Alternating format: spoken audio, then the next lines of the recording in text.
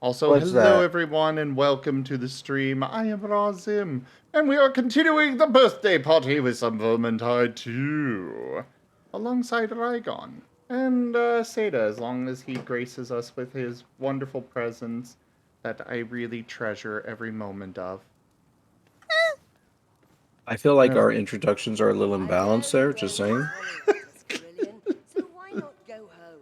I cannot. and, of course, there is also Rygon, who is Weave is really that important. possibly the most talented storyteller I have come across, giving us intrigue and mystery and crafting a wonderful, glorious world that we just cannot get enough of, that we want to see more of every single time that we can.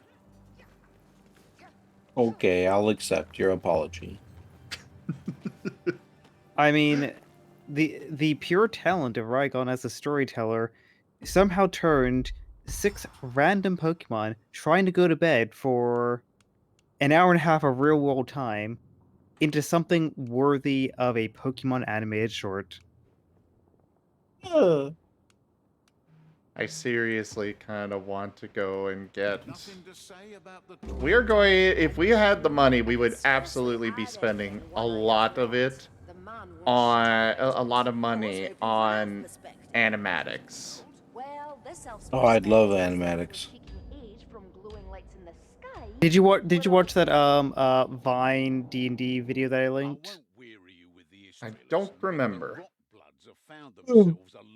I put it in media sharing like the other day. Outside of like animatics, that would be a very fun way to also go about things. I will definitely take a look. Send it to me again, please. I will send it to you on Telegram. Okay. Also, because it was asked about, and I didn't actually answer the question, I have updated the donation goal for my streams outside of tabletop games. I am trying to, like I said earlier, I am trying to get to Anthrocon 2023. And Seda, please, for the love of all that is holy, please be there. I'm going to play every single card I possibly can.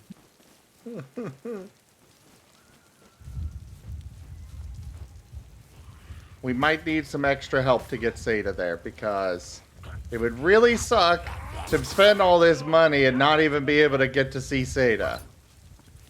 But anyways. Get Rygon to plug his site more. Plug my what? I guess you have a site that you should be plugging more. What site is that? My Discord? Rygon.com, I guess? I don't have a site.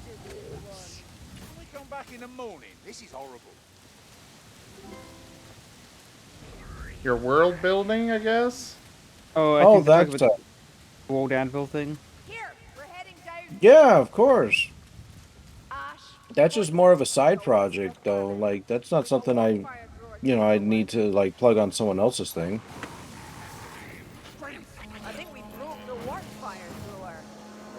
But, yeah, everyone, if you guys can help, the only way I am going to get to Anthrocon is with your help, because this is my only source of income.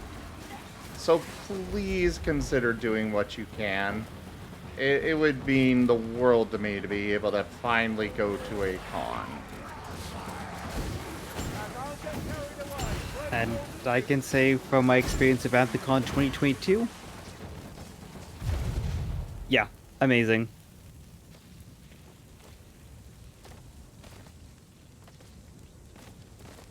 I'm hoping to get, like the goal says there, I'm looking, I need to plug it on the stream more often? Alright, I will do so. Hopefully you guys don't get too annoyed by it and leave. But I'm hoping to get 3,000 together for it. The dead packmaster is a sight for sore.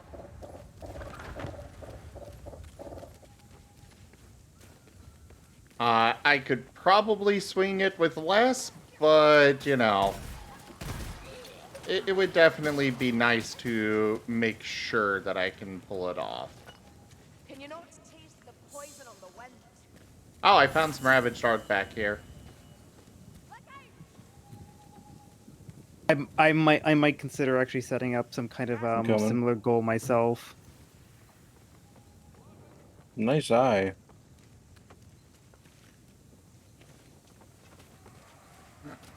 I mean, it helped that it was highlighted. And I was trying to jump back up through that way.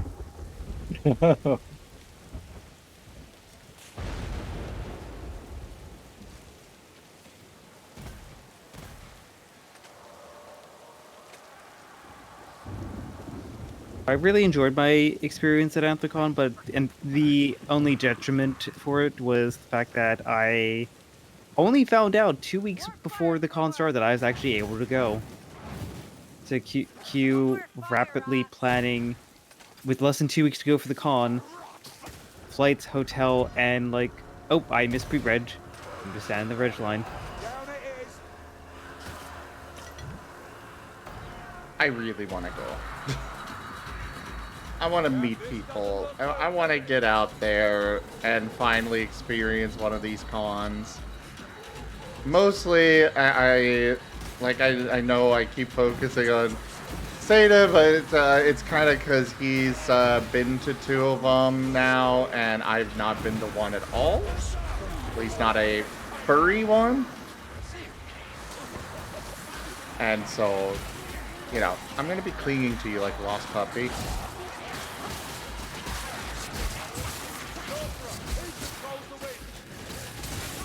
Though I suppose Werny might be able to help.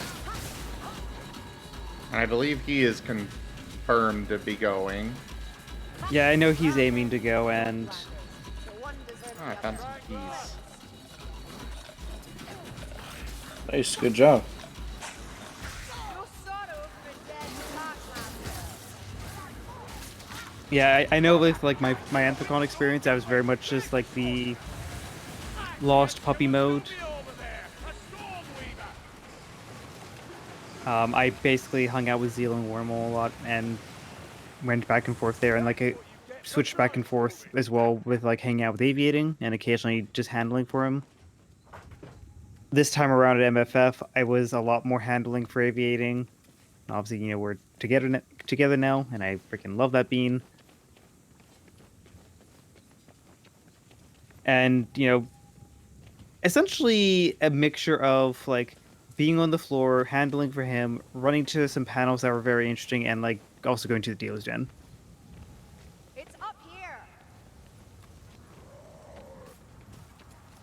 I actually had like some very interesting conversations with another friend who it was their first con, and they were like planning on like doing all this other stuff, including like, oh, should we go to like downtown Chicago one day? And it's like, no. The focus is the con.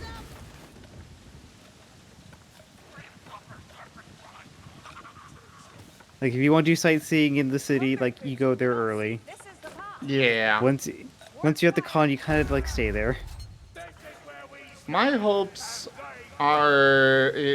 I'm hoping to be there from the Wednesday before to the Tuesday after. Yeah, that's a long, but also very reasonable time. Because with Anthicon, the registration's not there until Thursday, and the con closes on Sunday. So, arriving on the Wednesday... Sorry. Arriving on the Wednesday is really nice, just because that allows you to have a little bit of recovery time for, like, travel and stuff. And then you have the full day on Thursday to be very slow casual and like get registration done. And I will also... Oh, go ahead. Go on, sorry. I will also say, with that, we will also have a car there, so we can go sightseeing a little if we want. Yep, just be mindful of parking rates. Oh, right. Big cities, they do have parking. Yep, and it can be very, I think, somewhere between like $15 and $30 a day, depending upon like your parking garage, and like you could go from like block to block and have very different pricing.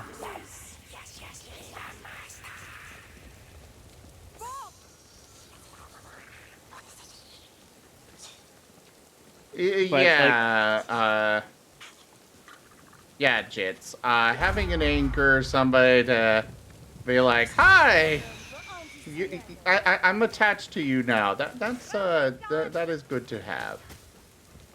Yep, and like just to add on to what I was saying there, my unfortunate negative experience with Anthrocon, due to the fact that I was like just super late planning, it meant that I got into Pittsburgh at 8:15 on Thursday, with like an hour and a half left on registration. Hurry, this way. I didn't get to my hotel room until like 11:30 at night on the Thursday, and I then had to scramble to get like some basic sliders from like the little cafe that they had there. So I was not in a good spot for Friday when the con started.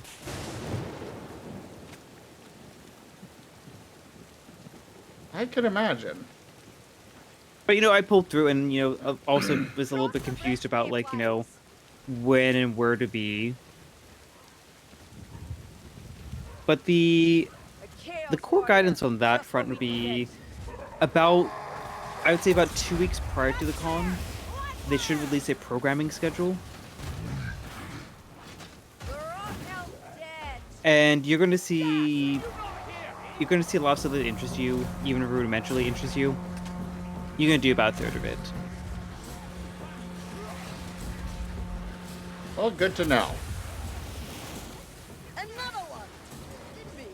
Just because there are the panels that are going on, a lot of which are, really fun key ones. Like, for me, the highlight was the TF meet and greet last year. It was fantastic. That is one I definitely want to go to. But then they also had like some like late night podcast one, or I think actually a perfect example was at MFF they had the fursuit Price is Right that aviating was interesting in. We just found out, when that came around, it's like, what, we're tired, let's go eat. Or I think he really wanted to suit more than go to a panel. Oh, Jaffer, you're here. I'm like, good evening, actually, Jaffer. Why are you saying Jaffer? Is he here? And I'm looking through the chat here, like, I don't see him. Sneaky volley. But yeah. So that goal that I've set up is basically good until, good until, June. Or then we get to start saving for MFF, because I kind of want to go to that next year, too.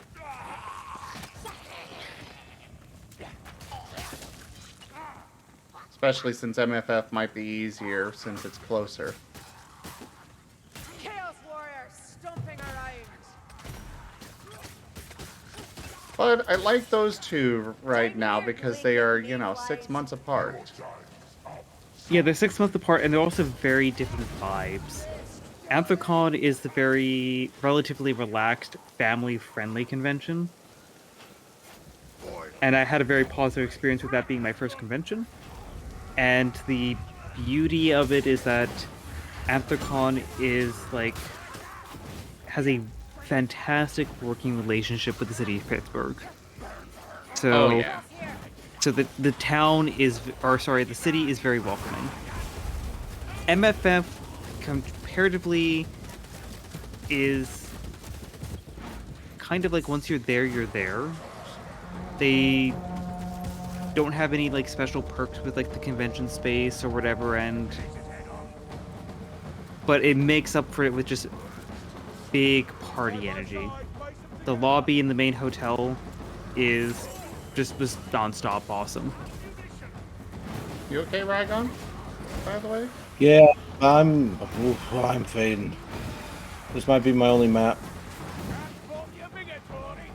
This was kind of what I was worried about.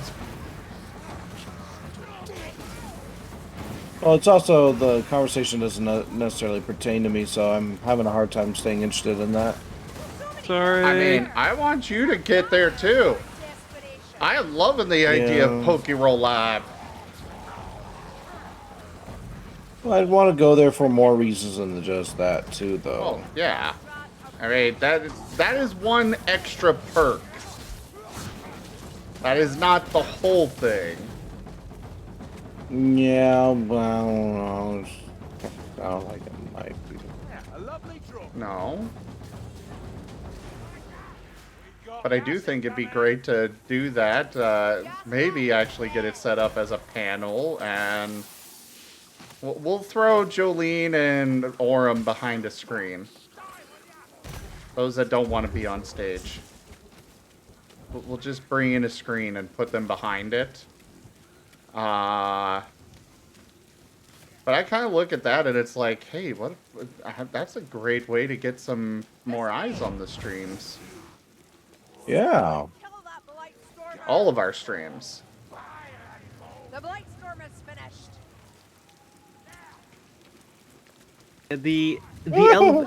The elevator pitch, I would say, for just a convention in general, not just saying Amphicon. You okay? Yeah. I'm just trying to figure out how to get to Rygon to res him. Oh, You have to no. go down further, and then you kind of like walk down through this tunnel.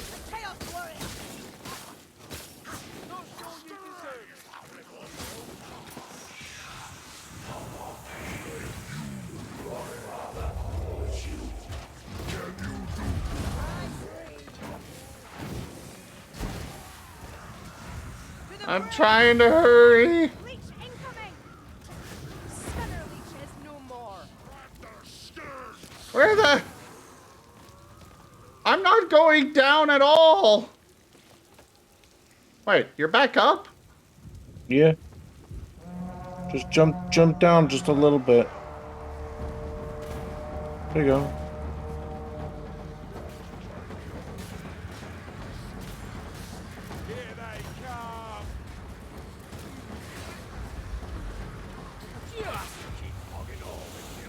So anyways, you're the elevator pitch you were talking about.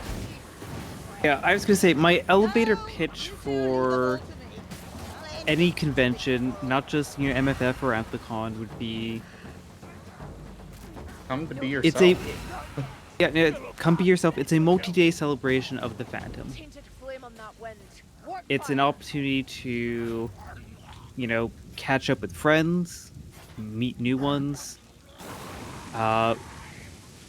and by meeting new ones, like go to panels that share like-minded themes, like at MFF, Bash or Transformative Art, depending on, or in Animorphs, depending upon which channel you follow on them. They held 2 fantastic panels, and one was the history of transformation from mythology to modern media, and then just right after, and I wasn't even planning on going for it, but I just love listening to the talk. I listened in on their inanimate TF1, just the history of that in media, its evolution, and like the psychology behind it. They had a giant TF meet and greet, and I got a TF fortune cookie.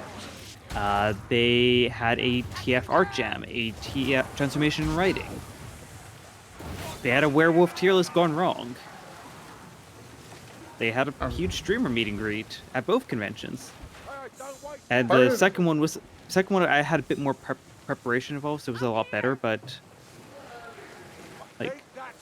and do you like merch? Do you like talking to artists? Do you like commissioning stuff from artists? Dealers down Artist Alley. Holy maze balls. Part of why I look at a lot of this with a this could be useful for the streams is because, well, I'm definitely going to be claiming it as a business expense.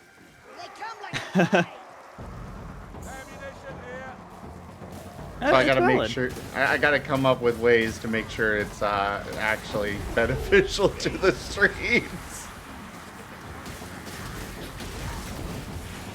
I think that's also like why, from like my perspective, it's this time around I'm planning early because Anthrocon was 2 weeks notice. MFF was effectively 2 months notice. I want to make Anthrocon effectively like 6 months notice. Just, I'm planning on going. I'm not quite sure how I'm going to get there just yet, but I'm planning on going. Because one of the most pleasant surprises I had at MFF, I ran into a couple people who watch my streams, like Blu-ray, Gimno, and one other person who didn't actually give me their screen name, so I don't know if I've even seen them in chat at all. But I had, 3 occasions at MFF where, even a very small channel like mine, someone, recognized, obviously me from my character badge, and they're like, "Oh, Seda, I love your streams." And that was honestly one of the biggest highlights for me. I know I'll definitely never forget the time I went over to Scratch his channel and just, he was like, "Wait, Zim? I know you." I'm like, "Wait, what? How do you know me? What is this?" That's the problem with Spawn. You never know what you're hitting. You were just a random person I found on Stream Raiders. This is the map. You think that's a lot? Number 2. This is nothing. But I think at its core, the biggest joy is being if you coordinate with friends, being able to hang out with friends in a fandom positive environment. That's my one sentence pitch. That was a lot more than one sentence.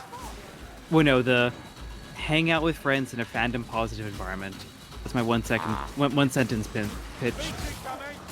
Sorry, I'm like starting over my words because I have a sore on the inside of my mouth. Oh. Well, Rygone, I do hope that you're able to come as well. Yeah, me too. I'd like to go to a con once in my life.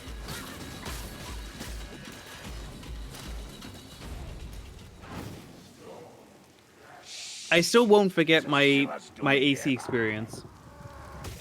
In terms of, I met up with Aviating, A vile brew, make no mistake. and we trained in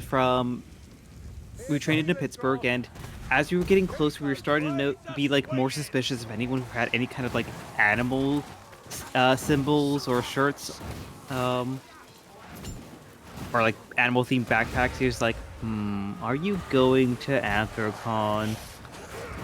And hop off the train. At this point, it's like 8 o'clock, and then you see like one like group of like 3 furries, and then you just turn the corner to like the Westin lobby, which is obviously like the main hotel, and then it's just like hundreds of furries and like probably dozens of fursuits, if not more. And it's just like, okay, this is more fursuits in like this one single lobby than I've seen in my entire life. Just like dive headfirst into just furry.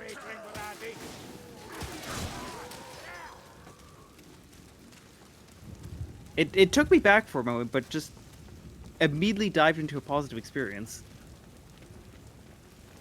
Down here, are you all blind?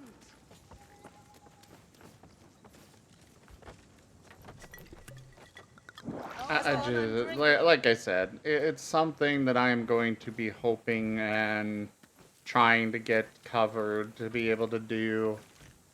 And I would absolutely love... I know Lyndon's hoping to go as well. For me, it'll be Kerr, Orem, and I that all go together. was honestly surprised about Kerr because, you know, he doesn't usually like people, and he's like, that sounds like fun, let's do it. I'm like, wait, what? Don't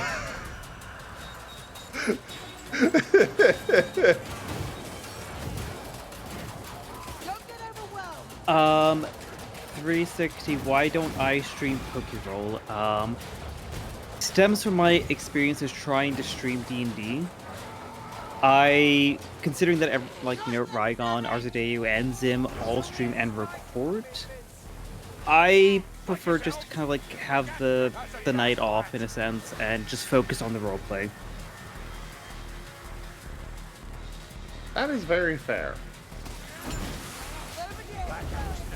I don't think we need to have a fourth stream just being like, oh, sorry, so-and-so, thank you for the raid, thank you for the follow, thank you for this and stuff, because, I do value my chat interaction, and I don't want to provide a subpar experience because of the session.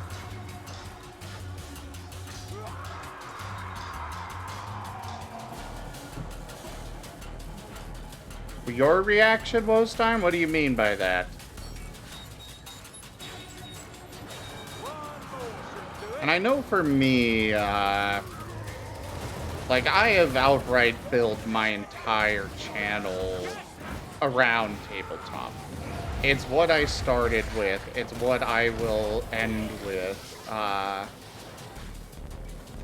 will absolutely be streaming from my deathbed someday.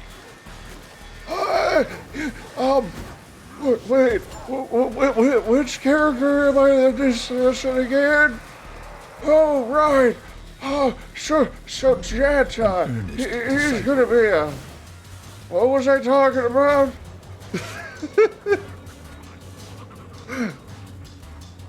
But that's... For me, it's like, that's kind of part of my channel as a whole.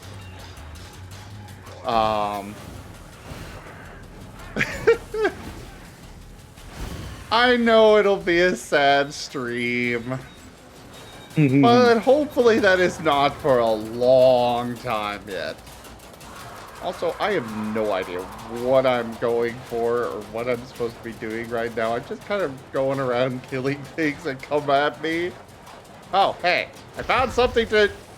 Oh. Look, two things in my mind. It's gonna be a sad stream. I'm just not looking forward to the last Pokeroll stream. That conclusion epilogue session is going to definitely be a tearjerker. Oh yes. I have been through 2 of those so far on the channel. Most of the games ended before they got to that point.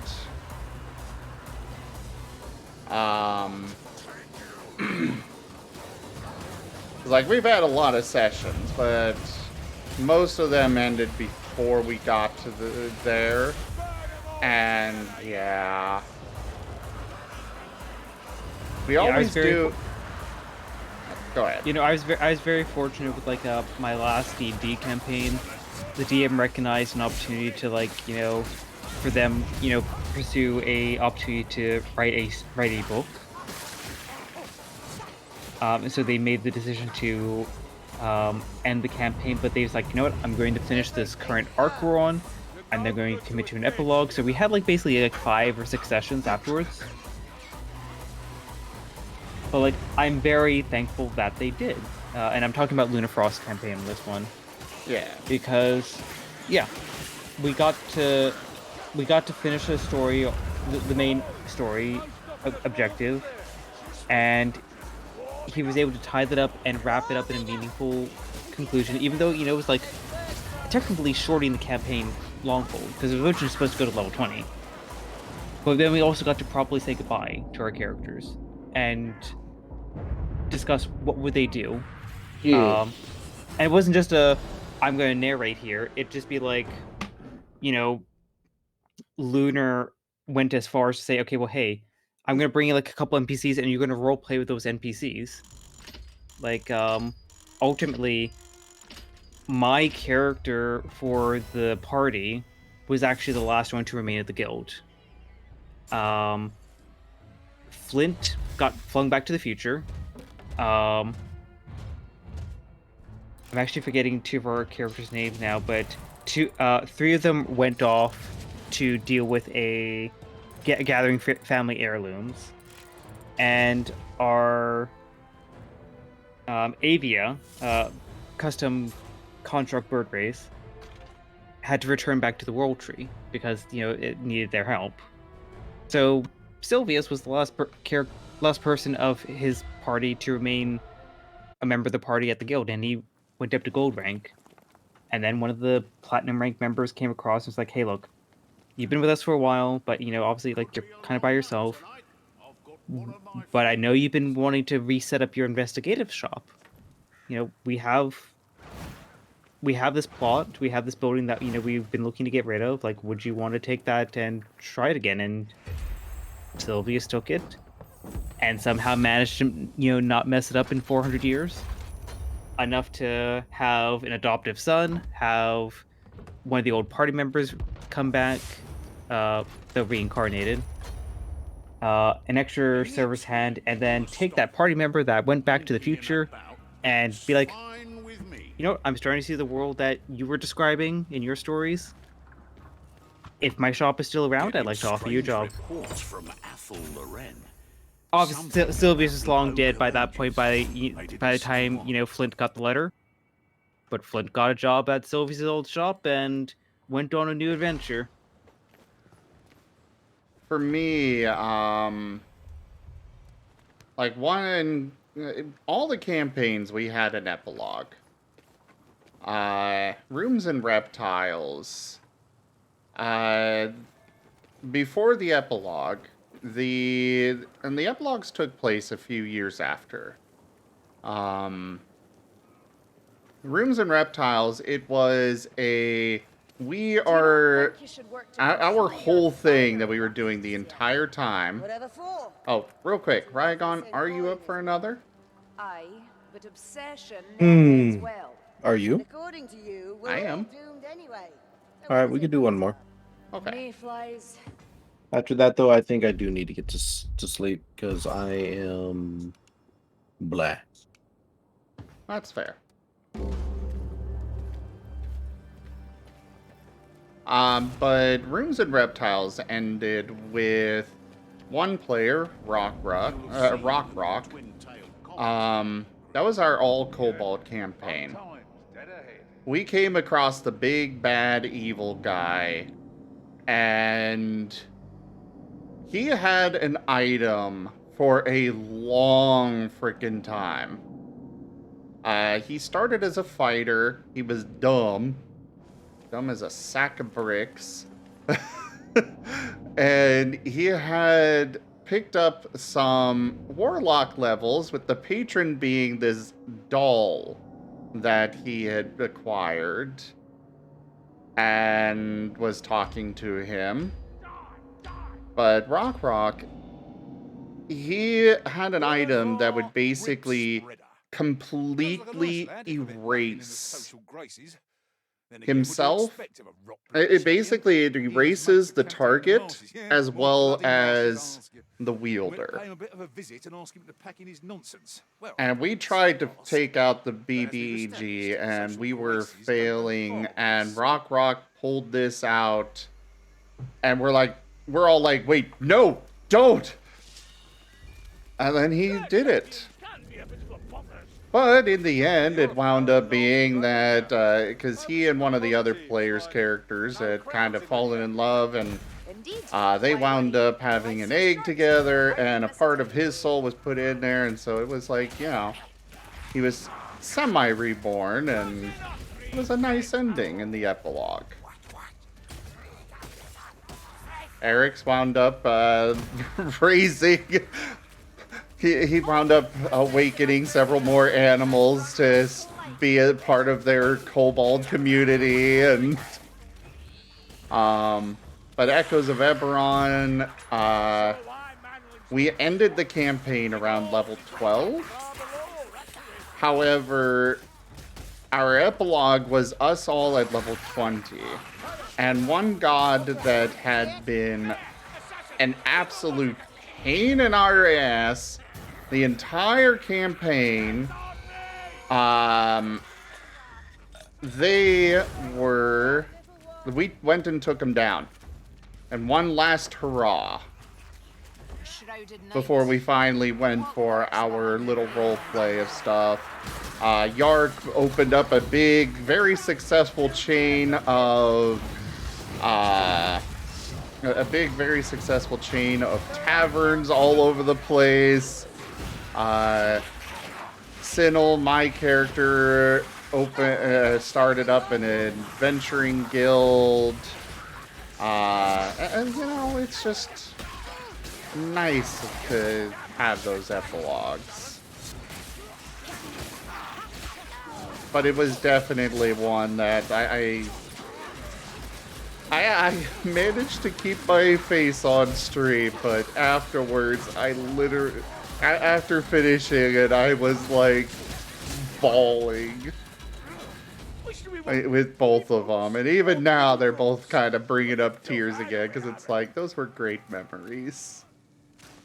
I feel the same, where like the ending for me with Sylvius was very much bittersweet.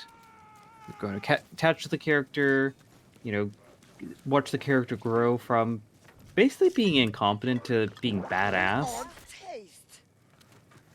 And like, I wasn't ready to say goodbye, but the way we said goodbye was very sweet.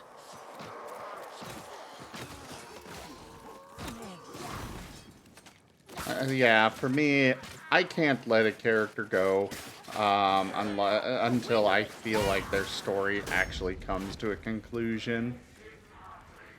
Like how I brought Nim back in the Wednesday game. Because Nim, the campaign fell apart. So he didn't get that end. It was left off with this vague, well, I guess they're all dead now. Because they got sucked down a whirlpool. But that wasn't satisfying at all.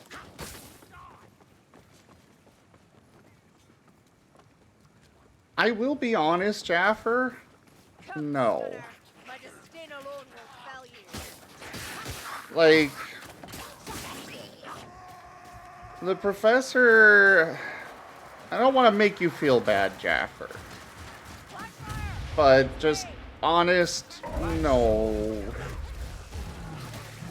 Like, the last episode, we left off having gone through, as I recall, we went through a temple, and that was kind of just it. After it, we just flew off into space, and that was it.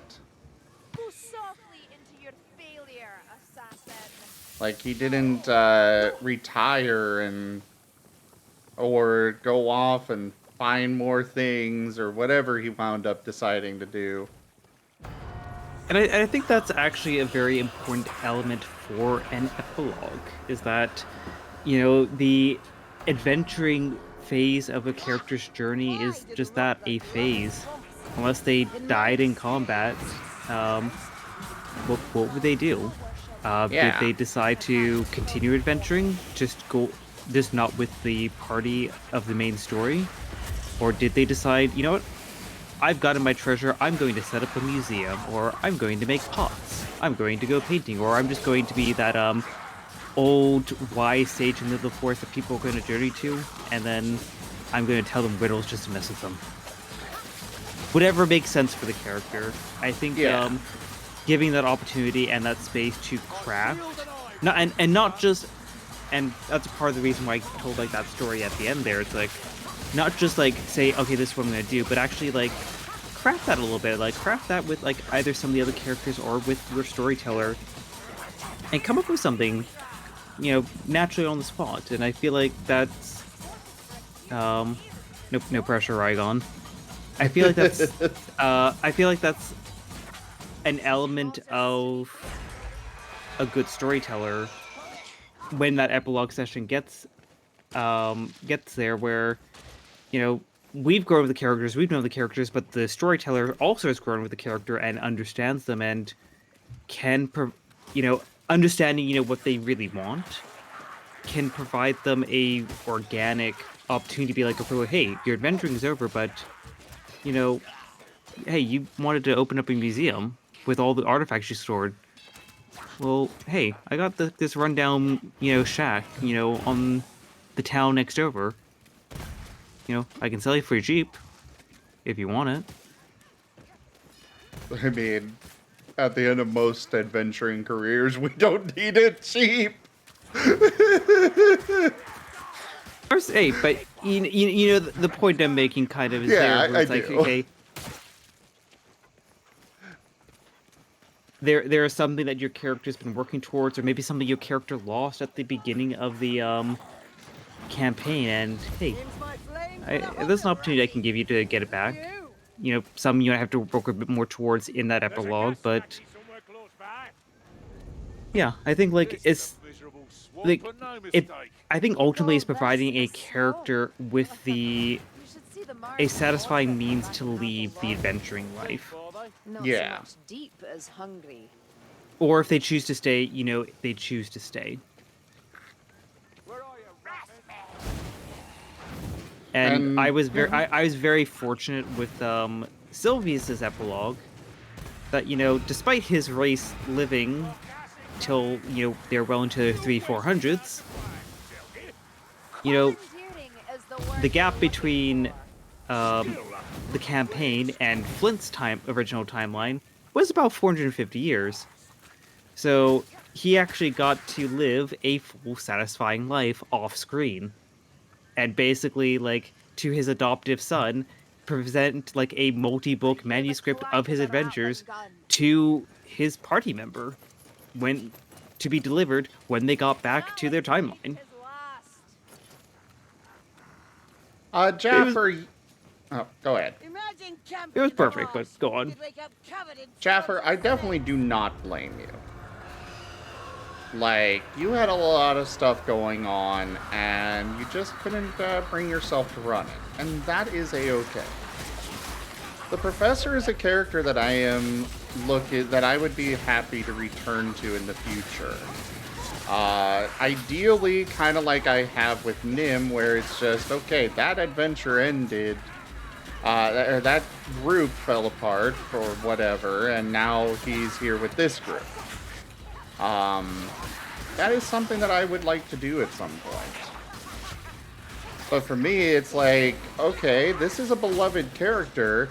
This is just like Act 2 of his story. So in a way, there is definitely a thing to be said for that ability. Or even like, ideally, yeah, their main campaign comes to a good conclusion like that, but it doesn't have to. At least with yours, it didn't end with, everybody hating each other's guts. Oh yeah, like I think you have varying degrees of good endings, as long as it's like, okay, well, hey, we are going to have a session or two for an epilogue or a final encounter that everyone knows is the final encounter, and it doesn't end with a rockfall, everyone dies, or the bad guy takes over, or you guys just win, goodbye, or just, hey guys, see you next week. I've been waiting 84 years. Like, I think the most important aspect is that there is an end that is, announced. Like, okay, hey guys, this is going to be your final story arc. Get ready. And then you have that end. Rygon, Jaffer needed to step away. Oh. I think that's the two most important elements. That story arc being the final story arc is announced, and that a final session with an epilogue is had. You have those two elements there, I think you're well on your way to have a fantastic ending. Everything else is icing on the cake. Yeah. I'm a big fan of the last hurrah with the where did they go from here?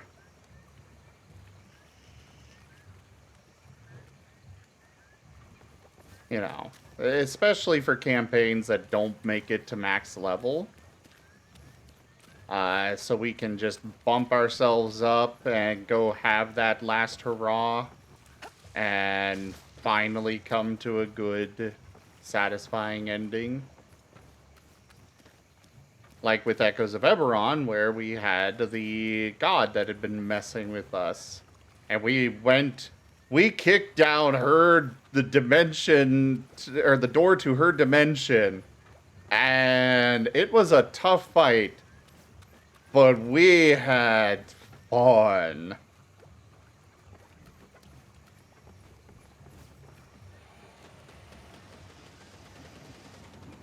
But it definitely helps when you're able to, you know, keep being friends with the other players.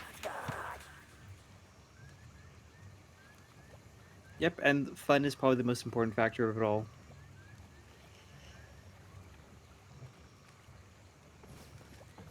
I'm, There are many, but still you manlings press on, almost like doorways. I am hoping Willingly, Barded.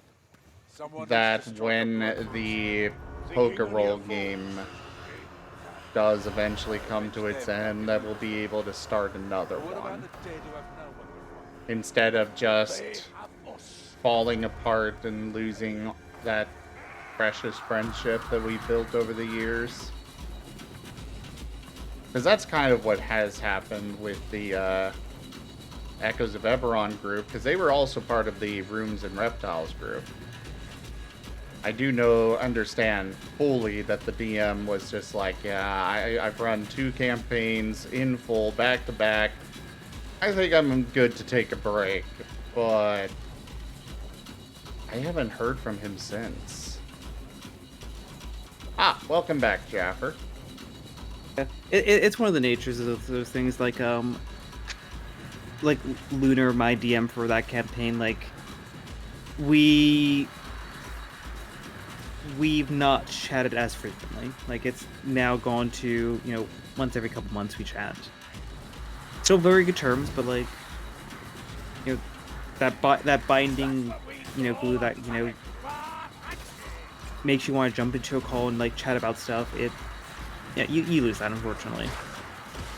But also, very similarly, it can be very difficult to, you know, jump from, like, you know, if, like, hypothetical Pokeball to Pokeroll, you know, a big advance, you know, effectively, in a DD sense, like a level 20 character back to a level 1. Can be very hard to kind of go through those same motions again immediately. Because, like, it'd be very hard to say goodbye to Dart and then, like, go start with, you know, a fresh new Pokemon. Oh, I agree. Take what ammunition you can. Like, when we like, do get to that point, I would like a month, maybe 2 break between them. But don't let the group die. Fair. Also, I love how I intended to come back here to talk about Pokemon anime, and we've talked about nothing related to it. Fantastic. Oh yeah! Ash is gone! Storm fiends, Mayfly, beware. Wow. Which I think everyone said took it long enough. Yep. Yeah. You know, I mean the ultimate, you know, the ultimate job candidate. 10 years old with 25 years experience. World champion. How can we compete? Well, we can compete because we've got an actual competent storyteller here. Mm-hmm. But I do love, I actually do really like what they're doing, and I'm just gonna like read off the press release here. Following Ash's historic win as the Pokemon World Champion, the culmination of his adventure spanning 25 seasons, fans will be able to commemorate his journey with a collection of special episodes to conclude Pokemon Ultimate Journeys, the series, and provide a glimpse of what the future may hold for the world's strongest trainer. The forthcoming special episodes not only celebrate our hero's monumental achievement, but also serve as an expression of gratitude from Pokemon to all the fans who have joined Ash and Pikachu along the way. We are basically getting 11 episodes to say goodbye to Ash in the anime, which I know regardless if you are happy to see him go as like the main face of the anime or sad to see him go, I feel like having those 10 epilogue episodes to cap off Ash's 25-year-long journey. Yeah, to cap off, Ash's era as the face of Pokemon anime, I think having that 11 episodes is going to be fantastic. And even though I've not watched the anime in years and I've only loosely followed like the most recent arc because obviously it looked like it was building to like that big epic conclusion, I'm glad that they're giving him a proper send-off and not just a random, okay, run off into the sunset. We can break the gate down. I can't burn that wall. Yeah. So let's use this ram.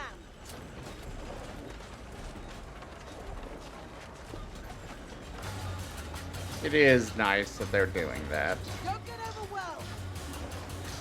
But I also kind of have the feeling that it may not actually be the end of Ash. Oh, I don't think it's going to be the end of Ash, but I feel like it's going to be more of that, like... I think, like, very similar to, like, how we see Gary Oak and, like, Misty and Brock, from time to time, where it's, like, they're making cameos. I am totally for, because obviously I don't think just because, Ash has achieved, like, one of the pinnacle successes, that he's going to stop, journeying and trying to be a Pokemon master. Like, they actually even had a preview of that in the, in, like, their little trailer. It's like, so, you become world champion.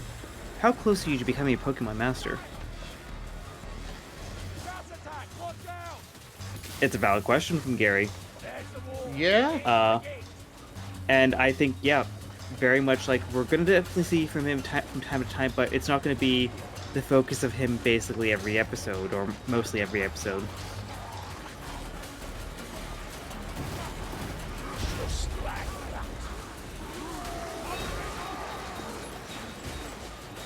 And obviously, there's a big risk.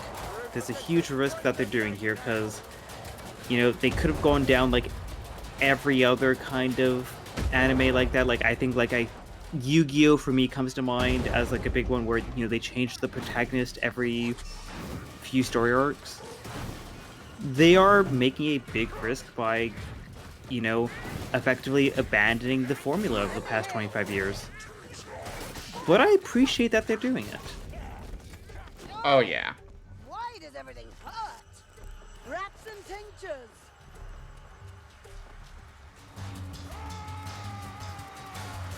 Chaos Warriors, stand ready. So, some Pokeroll stuff. Before I have Jeff? to go to bed in like 10 minutes. Yeah.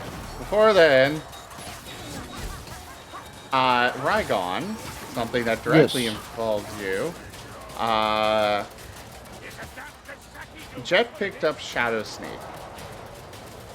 And I'm kind of thinking of using it as or basically during the training session. Jet just figured out the concept of Lick, even though he doesn't know that it's Lick. And he's going to want to try and experiment with that. Except doing it better and from further away. Shadow Sneak allows him to teleport, basically.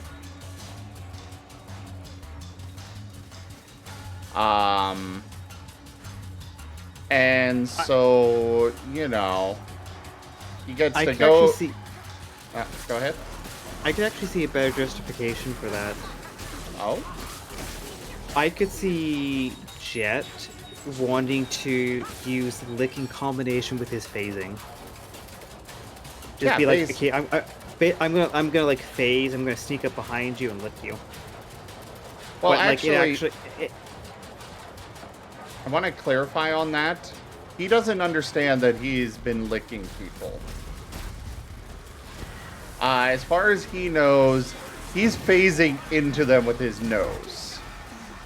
And he wants to do something more with that. And he's not really certain what, but he kind of wants to try and focus the energy a bit. And because I was, before we did the level up and I saw Shadow Sneak, I was going to have him be like, okay, so I want to experiment with this thing and figure out what the hell I'm doing. And he was going to experiment with Lick. But then but then I got Shadow Sneak and I'm like, huh. Well, kind of somewhat experimenting with Lick, but different as well.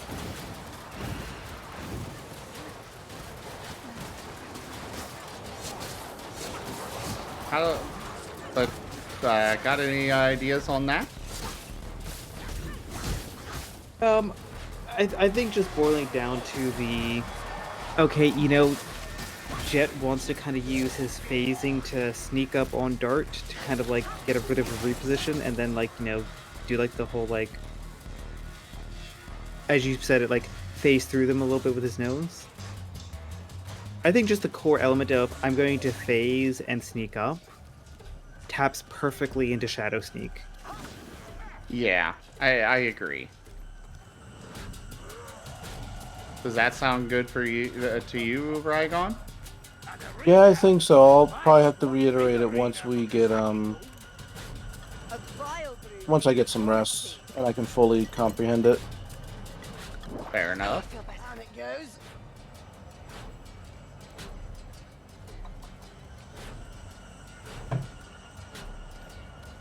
Ahoy, boys, ahoy, boys. I do want to be a Tesla coil. Yes. Ahoy, boys, ahoy, boys. We're off the Look, I'm just looking forward to the shenanigans that will unfold of We'll be fine. the very clearly, you know, short-sighted decision to continue with the training session. Sorry, repeat that? I'm just looking forward to the shenanigans of our clearly short-sighted decision to continue with the training session, despite there being, you know, casual thunder outside.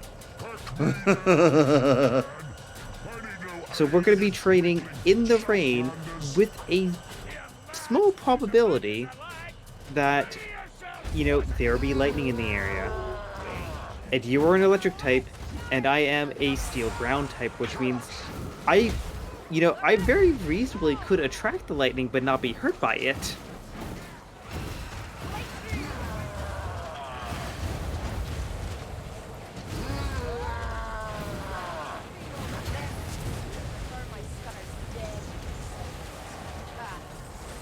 Also, Zim, if you're, Right, time to run away.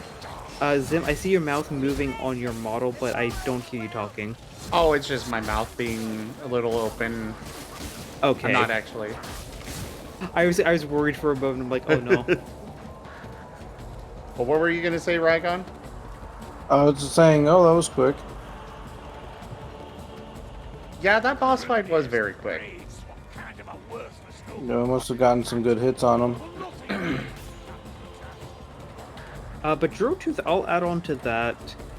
Even though electric would feel fine, if you're looking purely from a damage mechanic perspective, like electric types still get hit by electric types. I think do they get resistance or it's just normal damage? It's resistance. Okay, they get resistance. Ground type straight up immune. Yes, should be. Should be. But for me, there's also the, like, as far as that goes, I do know that electric types get powered up in thunderstorms, at least in the games. So that was why I was kind of, going with the explanation of, yeah, Jet's feeling really good. He's feeling energized.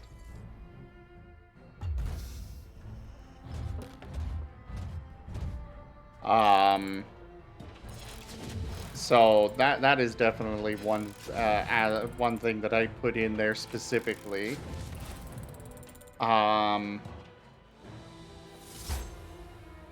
But yeah, I'm sure it would be fine. I mean, if he gets hit by lightning, he's got lightning rods. Oh yeah, sure. But it's like we are going to go outside at night in the rain with thunder in the area. I mean, I couldn't have thought of a more dramatic scene myself. Alrighty, that's it for me. Have a great night, Rygon. I'm actually also going to part up here because it is at the top of the hour. I'll be getting up Alright. pretty early, and I'll start a stream, and then I'll probably be doing Vermintide or the American Truck Simulator. So feel free to drop on in, either of you. Yeah. Yep, I yep. just join the voice chat and I'll pop in when I get up. Sounds good. All right, but I am out. My body is finally starting to get to the stage where it's just like, well, you're going to be getting some sleep whether you like it or not. So I will see you all. Good night. Good night, both of you. Thank you so much for joining. Hey, thank you. I hope you had a wonderful birthday, and thank you for. I mean, I know Rygon's head off, but thank you to both of you for organizing and hosting Poke Rolls. Yes. Thank you for joining and helping make my birthday better. Yee. I look forward to more Pokeroll tomorrow. Yep. You have a wonderful night, chat. You all have a wonderful night, and thank you so much for, just supporting Poke Rolls. I'm having a lot of fun with it. You need to get more of your community in here.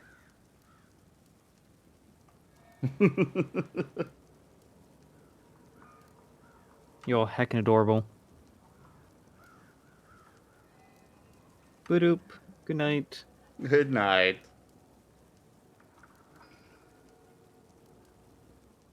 All right. Thank you, everybody, for joining us for Warhammer Vermintide 2. Check out our website, zgfgaming.com. We've got links for our Discord, Telegram, Twitter, Patreon, and more. There on the website, as well as down in the description below through our link tree. Everyone, do make sure you go check out my friends that were joining me tonight for the discussion and such. You got Seda BDA as well as Rygon Plays. There will be links to them down in the description below. Though, if I've got one of my mods here, could I get a shout out for both of them, please? But anyways, check out our Patreon, patreon.com/zgfgaming.